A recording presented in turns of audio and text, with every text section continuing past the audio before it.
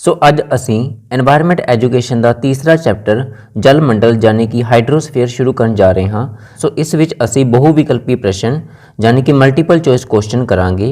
सो शुरू करते हाँ। पहला प्रश्न है, जल खेत्रां विच खनिज के वाधे नूं की कहंदे हन। सो खनिज मतलब जो मिनरल्स ने अगर वह वध मात्रा विच जल दे विच पाए जाते हैं तो जल की यूट्रोफिकेशन हो जाती है। सो साडा इस विच सही उत्तर है यूट्रोफिकेशन। अगला प्रश्न है, विश्व वैटलैंड दिवस किस दिन मनाया जाता है। सो विश्व वैटलैंड दिवस 1 फरवरी नूं मनाया जाता है। सो साडा सही उत्तर है 1 फरवरी। अगला प्रश्न है, हेठ लिखियां विचों किहड़ा रोग पानी करके नहीं हुंदा। सो हैजा, टाइफाइड अते पोलियो ये सारे वायरस या बैक्टीरिया करके हुंदे ने जो पानी पीण योग नहीं हुंदा उस विच पाए जाते हैं। सो इस विच जो आंदरां दी सोजिश है सिर्फ वही है जो कि पानी करके नहीं फैलती। सो साडा सही उत्तर है आंदरां दी सोजिश। अगला प्रश्न है, मनुखी शरीर का किन्ने प्रतिशत भाग पानी यानी कि तरल पदार्थ तो बनया होता है। सो मनुखी शरीर का कुल 70% भाग पानी नाल बनया होया यानी कि तरल पदार्थ नाल बनया होया है। सो साडा सही उत्तर है 70%। अगला प्रश्न है, भारत विच पानी एक्ट कदों तैयार किया गया। सो भारत विच पानी एक्ट 1974 विच लागू होया। अगला प्रश्न है, पानी कारण होने वाले मनुखी रोगों का मुख्य कारण की हुंदा है, वायरस, बैक्टीरिया या ये दोवें।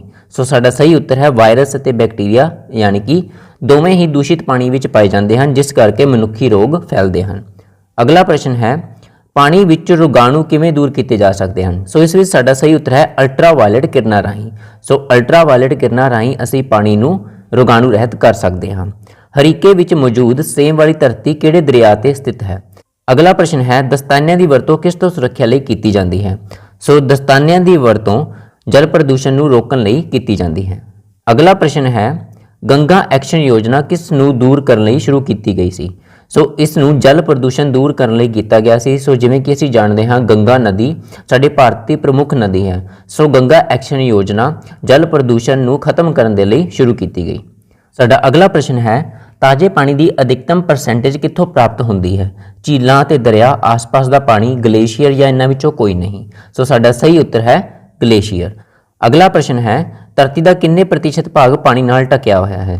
सो धरती का लगभग 70% भाग पानी नाल ढकिया होया है। धरती दे जल किहड़े रूप विच हुंदा है।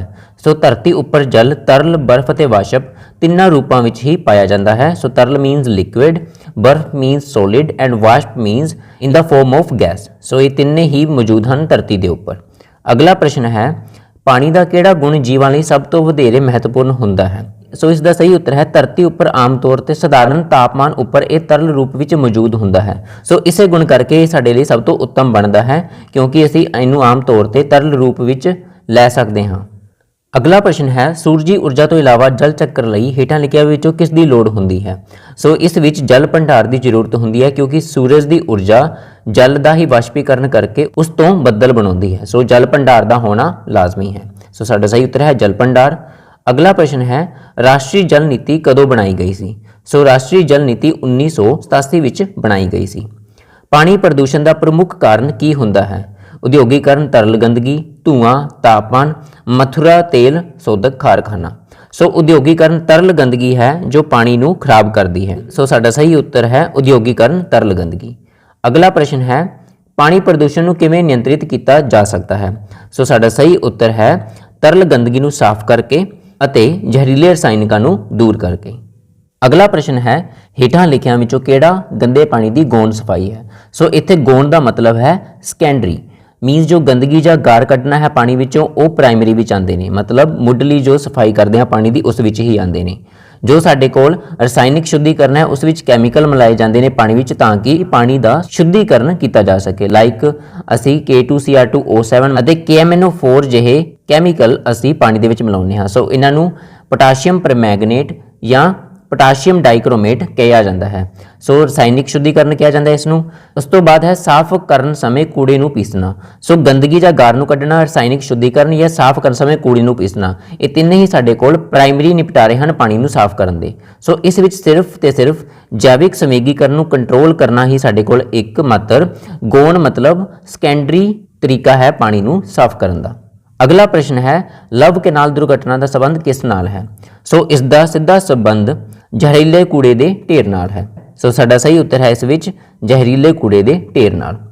ਅਗਲਾ ਪ੍ਰਸ਼ਨ ਹੈ ਦਲਦਲ ਜ਼ਮੀਨ ਦਾ ਸੰਬੰਧ ਕਿਸ ਨਾਲ ਹੁੰਦਾ ਹੈ।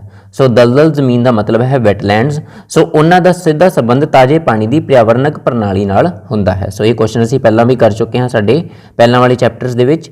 ਅਗਲਾ ਪ੍ਰਸ਼ਨ ਹੈ ਰਾਮਸਰ ਸੰਮੇਲਨ ਅਨੁਸਾਰ ਪੰਜਾਬ ਵਿੱਚ ਸੇਮ ਵਾਲੀਆਂ ਥਾਵਾਂ ਦੀ ਗਿਣਤੀ ਕਿੰਨੀ ਹੈ। ਸੋ ਪੰਜਾਬ ਵਿੱਚ ਸੇਮ ਵਾਲੀਆਂ ਥਾਵਾਂ ਦੀ ਗਿਣਤੀ ਕੁੱਲ 26 ਹੈ।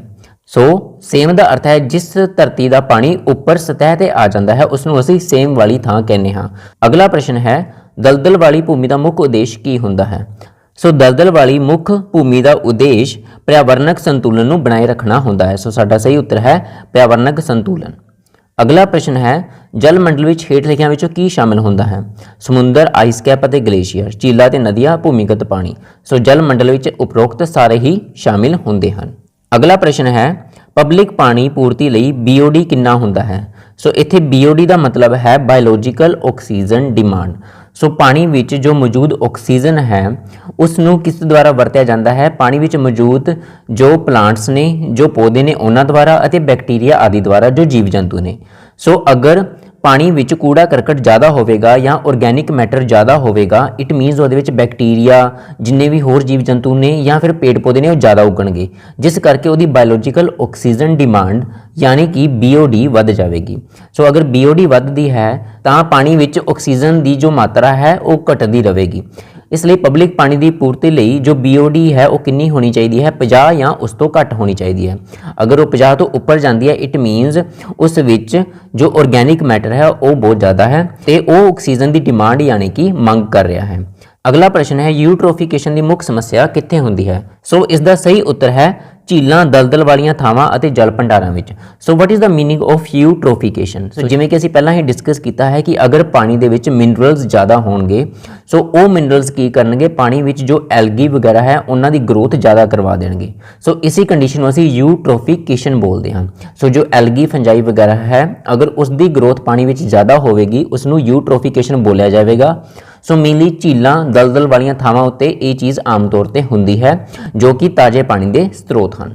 ਅਗਲਾ ਪ੍ਰਸ਼ਨ ਹੈ ਜਲ ਅਧਿਨਿਯਮ ਕਦੋਂ ਲਾਗੂ ਕੀਤਾ ਗਿਆ। ਸੋ ਜਲ ਅਧਿਨਿਯਮ 1974 ਵਿੱਚ ਲਾਗੂ ਕੀਤਾ ਗਿਆ। ਅਗਲਾ ਪ੍ਰਸ਼ਨ ਹੈ ਕੇਂਦਰੀ ਗੰਗਾ ਅਥਾਰਟੀ ਕਦੋਂ ਕਾਇਮ ਕੀਤੀ ਗਈ ਸੀ। ਸੋ ਕੇਂਦਰੀ ਗੰਗਾ ਅਥਾਰਟੀ 1985 ਵਿੱਚ ਕਾਇਮ ਕੀਤੀ ਗਈ ਸੀ।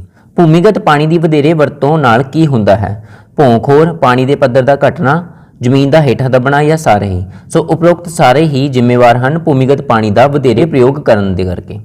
ਸੋ ਭੌਂਖੋਰ ਵੀ ਹੋਵੇਗਾ ਮਤਲਬ ਮਿੱਟੀ ਦਾ ਖੁਰਨਾ, ਪਾਣੀ ਦੇ ਪੱਧਰ ਦਾ ਘਟਣਾ ਕਿ ਜੋ ਜ਼ਮੀਨੀ ਪਾਣੀ ਹੈ ਅੰਡਰਗਰਾਉਂਡ ਵਾਟਰ ਲੈਵਲ ਘਟ ਜਾਵੇਗਾ, ਜ਼ਮੀਨ ਦਾ ਹੇਠਾਂ ਦਬਣਾ ਕਿ ਅਗਰ ਜ਼ਮੀਨ ਹੇਠਲਾ ਪਾਣੀ ਘਟ ਜਾਂਦਾ ਹੈ ਤਾਂ ਜ਼ਮੀਨ ਥੱਲੇ ਧੱਸ ਜਾਵੇਗੀ। ਅਗਲਾ ਪ੍ਰਸ਼ਨ ਹੈ ਤੁਹਾਡੇ ਸਮੁਦਾਇ ਨੇੜੇ ਸਥਿਤ ਨਦੀ ਖੇਤਰ ਨੂੰ ਕੀ ਹੋਵੇਗਾ ਜੇਕਰ ਕੋਈ ਉਦਯੋਗ ਜ਼ਹਿਰੀਲੇ ਪਾਣੀ ਨੂੰ ਲਗਾਤਾਰ ਇਸ ਵਿੱਚ ਸੁੱਟਦਾ ਰਹੇ। ਸੋ ਇਸ ਦਾ ਸਹੀ ਉੱਤਰ ਹੈ ਸਾਡੇ ਕੋਲ ਅਪੰਗਹੀਨਤਾ पैदा होगी। सो अगर इंडस्ट्रीज जो भी अपना कूड़ा करकट या फिर जहरीले जो कैमिकल्स ने अगर वो पानी में छड़दी है तो उस नाल अपंगहीनता पैदा होती है। साडा अगला प्रश्न है पीण योग पानी किस तरह का होना चाहिए है। सो पीण योग पानी विच उपरोक्त दिते गए सारे ही लक्षण होने चाहिए ने मीनस ऑर्गेनुआ तो मुक्त, बैक्टीरिया वायरस तो मुक्त होना चाहिए है, रंगहीन होना चाहिए है, स्वादहीन होना चाहिए है, हानिकारक रसायनिका तो मुक्त होना चाहिए है। सो साडा सही उत्तर है उपरोक्त दिते गए सारे। अगला प्रश्न है सजीवां दे शरीर का कुल किन्ने प्रतिशत भाग पानी हुंदा है। सो अप्रोक्सीमेटली 75% भाग साडा पानी नाल बनिया होया है। अगला प्रश्न है सब तो सस्ता प्रयोग किया जाने वाला पानी किहड़ा हुंदा है। सो सब तो सस्ता प्रयोग होने वाला पानी नदी का पानी हुंदा है। अगला प्रश्न है पानी का ताप प्रदूषण किस करके हुंदा है। नदियां दे विच गर्म पानी छड्डण नाल, गर्म पानी दे झरने नाल, सूरज दी किरणां नाल पानी दे गर्म होण नाल या इन्हां विचों कोई नहीं। सो साडा सही उत्तर है नदियां विच गर्म पानी दे छड्डण नाल। सो मेनली जो गर्म पानी है ये किस तो आंदा है जो इंडस्ट्रीज ने या फैक्ट्रीज ने ये वक्-वक् जो कैमिकल वगैरह यूज़ करते हैं। सो उस विच जो कैमिकल युक्त गर्म पानी है या सिर्फ गर्म पानी है वो एज ए बायो प्रोडक्ट बाहर निकलता है। सो वो गर्म पानी वो सीधा ही साडे जलाशय दे विच छड्ड दिंदे ने, मतलब जो नदियां नाले ने या साडियां नहरां ने उस विच छड्ड दिंदे ने। सो जिस करके पानी का तापमान बढ़ जाता है। सो इसनूं असीं पानी का ताप प्रदूषण बोलते हैं। सो पानी का ताप प्रदूषण की चीज़ है जब गर्म पानी नदियों में छड्डिया जाता है सो उसका जो एवरेज टैंपरेचर है वो ज़्यादा हो जाता है। अगला प्रश्न है ਪਾਣੀ ਦਾ ਵਾਯੂਕਰਨੀ ਕਿਸ ਵਿੱਚ ਸਹਾਇਕ ਹੁੰਦਾ ਹੈ? ਸੋ ਪਾਣੀ ਦਾ ਵਾਯੂਕਰਨੀ ਲੋਹੇ ਨੂੰ ਕੱਢਣ ਵਿੱਚ ਸਹਾਇਕ ਸਿੱਧ ਹੁੰਦਾ ਹੈ। ਸੋ ਸਾਡਾ ਸਹੀ ਉੱਤਰ ਹੈ ਲੋਹੇ ਨੂੰ ਕੱਢਣ ਵਿੱਚ। ਸੋ ਵਾਯੂਕਰਨੀ ਮੀਨਸ ਅਸੀਂ ਜੋ ਵਾਟਰ ਹੈ H2O ਉਸ ਦੀ ਅਸੀਂ ਵਾਯੂਕਰਨੀ ਮੀਨਸ ਉਸ ਦੀ ਆਕਸੀਜਨ ਦੇ ਨਾਲ ਰਿਐਕਸ਼ਨ ਕਰਵਾਉਂਦੇ ਹਾਂ। ਅਗਲਾ ਪ੍ਰਸ਼ਨ ਹੈ ਭਾਰਤ ਵਿੱਚ ਪਾਣੀ ਨਾਲ ਹੋਣ ਵਾਲੀ ਛੂਤ ਰੋਗਾਂ ਦੀ ਪਰਸੈਂਟੇਜ ਕਿੰਨੀ ਹੈ? ਸੋ ਇਸ ਦਾ ਸਹੀ ਉੱਤਰ ਹੈ 11.5%। ਅਗਲਾ ਪ੍ਰਸ਼ਨ ਹੈ ਉਦਾਸੀਨ ਪਾਣੀ ਦਾ pH ਮੁੱਲ ਕਿੰਨਾ ਹੁੰਦਾ ਹੈ? ਸੋ ਸਾਡੇ ਅਸੀਂ ਪਹਿਲੇ ਚੈਪਟਰਸ ਦੇ ਵਿੱਚ ਕਰ ਚੁੱਕੇ ਹਾਂ ਕਿ pH ਕੀ ਚੀਜ਼ ਹੁੰਦੀ ਹੈ। ਸੋ pH ਸਾਡਾ ਕਿਸੇ ਵੀ ਚੀਜ਼ ਦੇ ਵਿੱਚ ਕਿੰਨੀ ਉਹਦੀ ਐਸਿਡਿਟੀ ਹੈ, ਬੇਸਿਸਿਟੀ ਹੈ, ਮੀਨਸ ਉਹ ਖਾਰ ਹੈ ਜਾਂ ਤੇਜ਼ਾਬੀ ਹੈ, ਇਸ ਨੂੰ ਨਾਪਿਆ ਜਾਂਦਾ ਹੈ। ਸੋ ਜਿਹੜੀਆਂ ਚੀਜ਼ਾਂ ਉਦਾਸੀਨ ਹੁੰਦੀਆਂ ਨੇ ਮਤਲਬ ਨਿਊਟਰਲ ਹੁੰਦੀਆਂ ਨੇ ਉਹਨਾਂ ਦੀ pH ਵੈਲਿਊ 7 ਹੁੰਦੀ ਹੈ। ਸੋ pH ਮੁੱਲ ਕਿੰਨਾ ਹੁੰਦਾ ਹੈ ਉਦਾਸੀਨ ਪਾਣੀ ਦਾ? 7। ਅਗਲਾ ਪ੍ਰਸ਼ਨ ਹੈ ਦੂਸ਼ਿਤ ਪਾਣੀ ਨੂੰ ਸਾਫ਼ ਕਰਕੇ ਕਿਹੜੇ ਪ੍ਰਦੂਸ਼ਕ ਨੂੰ ਦੂਰ ਕੀਤਾ ਜਾਂਦਾ ਹੈ? ਸੋ ਉਪਰੋਕਤ ਦਿੱਤੇ ਗਏ ਸਾਰੇ ਹੀ ਪ੍ਰਦੂਸ਼ਕਾਂ ਨੂੰ ਦੂਰ ਕੀਤਾ ਜਾਂਦਾ ਹੈ, ਮਤਲਬ ਬਾਇਓਲੋਜੀਕਲ ਆਕਸੀਜਨ ਡਿਮਾਂਡ ਘਟਵਾਈ ਜਾਂਦੀ ਹੈ, ਦੂਸ਼ਿਤ ਪਾਣੀ ਨੂੰ ਸਾਫ਼ ਕਰਕੇ ਪਾਣੀ ਵਿੱਚ ਮਿਲੇ ਠੋਸ ਪਦਾਰਥਾਂ ਨੂੰ ਕੱਢਿਆ ਜਾਂਦਾ ਹੈ, ਰਸਾਇਣਿਕ ਖਾਦਾਂ ਨੂੰ ਕੱਢਿਆ ਜਾਂਦਾ ਹੈ। ਸੋ ਉਪਰੋਕਤ ਦਿੱਤੇ ਗਏ ਸਾਰੇ ਹੀ ਕੰਮ ਪਾਣੀ ਵਿੱਚੋਂ ਪ੍ਰਦੂਸ਼ਕ ਕੱਢਣ ਦੇ ਕਰਕੇ ਹੁੰਦੇ ਹਨ। ਅਗਲਾ ਪ੍ਰਸ਼ਨ ਹੈ ਭੂਮੀ ਹੇਠਲੇ ਪਾਣੀ ਦੇ ਪ੍ਰਦੂਸ਼ਣ ਦਾ ਮੁੱਖ ਕਾਰਨ ਕਿਸ ਦਾ ਅਧਿਕ ਉਪਯੋਗ ਹੁੰਦਾ ਹੈ? ਸੋ ਜੋ ਭੂਮੀ ਹੇਠਲਾ ਮਤਲਬ ਅੰਡਰਗਰਾਉਂਡ ਵਾਟਰ ਹੈ, ਮੇਨਲੀ ਉਹ ਜੋ ਅਸੀਂ ਕੀਟਨਾਸ਼ਕ, ਨਦੀਨਨਾਸ਼ਕ ਜਾਂ ਰਸਾਇਣਿਕ ਖਾਦਾਂ ਪ੍ਰਯੋਗ ਕਰਦੇ ਹਾਂ ਸਾਡੇ ਖੇਤਾਂ ਵਿੱਚ, ਉਹ ਪਾਣੀ ਦੇ ਨਾਲ ਥੱਲੇ ਪਰਕੋਲੇਟ ਕਰ ਜਾਂਦੀਆਂ ਨੇ, ਮਤਲਬ ਥੱਲੇ ਜ਼ਮੀਨ ਦੇ ਵਿੱਚ ਚਲੀਆਂ ਜਾਂਦੀਆਂ ਨੇ ਭੂਮੀ ਹੇਠਲੇ ਪਾਣੀ ਵਿੱਚ। ਸੋ ਉਪਰੋਕਤ ਦਿੱਤੇ ਗਏ ਸਾਰੇ ਹੀ ਸਾਡੇ ਸਹੀ ਉੱਤਰ ਹਨ। ਇੱਥੇ ਇੱਕ ਗੱਲ ਸਮਝਣੀ ਜ਼ਰੂਰੀ ਹੈ ਕਿ ਕੀਟਨਾਸ਼ਕ ਮਤਲਬ ਜੋ ਕੀਟ ਪਤੰਗੇ ਨੇ ਉਹਨਾਂ ਨੂੰ ਮਾਰਨ ਦੇ ਲਈ ਜੋ ਦਵਾਈ ਵਰਤੀ ਜਾਂਦੀ ਹੈ, ਸੋ ਇਸ ਨੂੰ ਅਸੀਂ ਇਨਸੈਕਟੀਸਾਈਡ ਬੋਲਦੇ ਹਾਂ। ਅਗਲਾ ਪ੍ਰਸ਼ਨ ਹੈ ਪਾਣੀ ਵਿੱਚ ਆਕਸੀਜਨ ਦੀ ਘਾਟ ਨਾਲ ਕੀ ਹੋ ਸਕਦਾ ਹੈ? ਟਾਈਫਾਇਡ, ਹੈਜਾ, ਸਾਹ ਦਾ ਘੁੱਟਣਾ, ਉਪਰੋਕਤ ਦਿੱਤੇ ਗਏ ਸਾਰੇ। ਸੋ ਆਕਸੀਜਨ ਦੀ ਘਾਟ ਨਾਲ ਸਾਹ ਜਾਂ ਦਮ ਘੁੱਟ ਜਾਵੇਗਾ। ਸੋ ਜਿੰਨੇ ਵੀ ਜੀਵ ਜੰਤੂ ਨੇ ਉਹ ਵੀ ਆਕਸੀਜਨ ਦੇ ਸਹਾਰੇ ਹੀ ਸਾਹ ਲੈਂਦੇ ਨੇ, ਇਸ ਲਈ ਅਗਰ ਪਾਣੀ ਵਿੱਚ ਆਕਸੀਜਨ ਦੀ ਮਾਤਰਾ ਘਟ ਜਾਂਦੀ ਹੈ ਤਾਂ ਉਸ ਵਿੱਚ ਜੋ ਮੌਜੂਦ ਨੇ ਜਿੰਨੇ ਵੀ ਜੀਵ ਜੰਤੂ ਉਹਨਾਂ ਦਾ ਦਮ ਜਾਂ ਸਾਹ ਘੁੱਟ ਜਾਵੇਗਾ। ਅਗਲਾ ਪ੍ਰਸ਼ਨ ਹੈ ਤਾਜ਼ੇ ਪਾਣੀ ਦਾ ਸਭ ਤੋਂ ਵੱਡਾ ਭੰਡਾਰ ਕਿਹੜਾ ਹੈ? ਧਰੁਵੀ ਬਰਫ਼। ਸੋ ਇਸ ਦਾ ਸਹੀ ਉੱਤਰ ਹੈ ਜੋ ਧਰੁਵੀ ਬਰਫ਼ ਹੈ ਜੋ ਨਾਰਥ ਅਤੇ ਸਾਊਥ ਪੋਲ ਦੇ ਉੱਪਰ ਗਲੇਸ਼ੀਅਰਸ ਪ੍ਰੈਜ਼ੈਂਟ ਨੇ ਉਸ ਨੂੰ ਹੀ ਅਸੀਂ ਪਾਣੀ ਦਾ ਸਭ ਤੋਂ ਵੱਡਾ ਤਾਜ਼ੇ ਪਾਣੀ ਦਾ ਸਰੋਤ ਮੰਨਦੇ ਹਾਂ। ਅਗਲਾ ਪ੍ਰਸ਼ਨ ਹੈ ਪਾਣੀ ਨੂੰ ਸਾਫ਼ ਕਰਨ ਦੀ ਕਿਹੜੀ ਵਿਧੀ ਵਾਤਾਵਰਣ ਦੇ ਪੱਖ ਤੋਂ ਸਭ ਤੋਂ ਵਧੇਰੇ ਉਪਯੁਕਤ ਹੈ? ਝੀਲਾਂ ਨੂੰ ਸਾਫ਼ ਕਰਨਾ, ਰਸਾਇਣਾਂ ਨੂੰ ਪਾਣੀ ਵਿੱਚ ਸੁੱਟਣਾ, ਪਾਣੀ ਸਫਾਈ ਪਲਾਂਟ ਲਗਾਉਣਾ, ਡੈਮ ਬਣਾਉਣਾ। ਸੋ ਇਸ ਦਾ ਸਹੀ ਉੱਤਰ ਹੈ ਪਾਣੀ ਸਫਾਈ ਪਲਾਂਟ ਲਗਾਉਣਾ। ਨੈਕਸਟ ਹੈ ਵਿਸ਼ਵ ਦੇ ਕੁੱਲ ਪਾਣੀ ਵਿੱਚ ਤਾਜ਼ੇ ਪਾਣੀ ਦੀ ਮਾਤਰਾ ਕਿੰਨੀ ਹੈ? ਸੋ ਜਿਵੇਂ ਕਿ ਅਸੀਂ ਜਾਣਦੇ ਹਾਂ ਧਰਤੀ ਦਾ 70% ਭਾਗ ਪਾਣੀ ਹੈ, ਪਰ ਉਹ 70% ਭਾਗ ਦੇ ਵਿੱਚੋਂ ਸਿਰਫ 1% ਹੀ ਪਾਣੀ ਇਹੋ ਜਿਹਾ ਹੈ ਜੋ ਪੀਣਯੋਗ ਹੈ ਜਾਂ ਸਾਡੇ ਵਰਤਣਯੋਗ ਹੈ ਮੇਨਲੀ। ਸੋ ਜੋ ਤਾਜ਼ੇ ਪਾਣੀ ਦੇ ਸਰੋਤ ਹਨ, ਚਾਹੇ ਉਹ ਸਾਡੇ ਕੋਲ ਝੀਲਾਂ ਨੇ, ਚਾਹੇ ਝਰਨੇ ਨੇ ਜਾਂ ਗਲੇਸ਼ੀਅਰ ਨੇ, ਇਹ ਕੁੱਲ ਮਿਲਾ ਕੇ ਸਿਰਫ ਕੁੱਲ ਪਾਣੀ ਦਾ 1% ਹੀ ਬਣਦੇ ਹਨ। ਅਗਲਾ ਪ੍ਰਸ਼ਨ ਹੈ ਧਰਤੀ ਦੇ ਤਾਜ਼ੇ ਪਾਣੀ ਦਾ ਮੁੱਖ ਸਰੋਤ ਕਿਹੜਾ ਹੈ? ਸੋ ਇਸ ਦਾ ਸਹੀ ਉੱਤਰ ਹੈ ਗਲੇਸ਼ੀਅਰਸ। ਅਗਲਾ ਪ੍ਰਸ਼ਨ ਹੈ ਹੇਠ ਲਿਖਿਆਂ ਵਿੱਚੋਂ ਕਿਹੜਾ ਪਾਣੀ ਪ੍ਰਦੂਸ਼ਣ ਦਾ ਮੁੱਖ ਸਰੋਤ ਹੈ? ਘਰੇਲੂ ਗੰਦਾ ਪਾਣੀ, ਉਦਯੋਗਿਕ ਗੰਦਾ ਪਾਣੀ, ਖੇਤਾਂ ਤੋਂ ਉਤਪੰਨ ਹੋਣ ਵਾਲਾ ਗੰਦਾ ਪਾਣੀ। ਸੋ ਉਪਰੋਕਤ ਸਾਰੇ ਹੀ ਪਾਣੀ ਪ੍ਰਦੂਸ਼ਣ ਨੂੰ ਪੈਦਾ ਕਰਦੇ ਹਨ। ਗੌਣ ਸ਼ੁੱਧੀਕਰਨ ਕੀ ਹੁੰਦਾ ਹੈ? ਸੋ ਗੌਣ ਸ਼ੁੱਧੀਕਰਨ ਦਾ ਇੱਥੇ ਮਤਲਬ ਹੈ ਸੈਕੰਡਰੀ ਪਿਉਰੀਫਿਕੇਸ਼ਨ। ਸੋ ਅਸੀਂ ਜਿਵੇਂ ਕਿ ਪਹਿਲਾਂ ਹੀ ਜਾਣਦੇ ਹਾਂ ਸੀਵਰ ਉੱਲੀ, ਉਲਟ ਕ੍ਰਮ ਖਿੰਡਾ, ਸਤਹ ਤੇ ਸੋਖਣਾ, ਆਇਨ ਵਟਾਂਦਰਾ।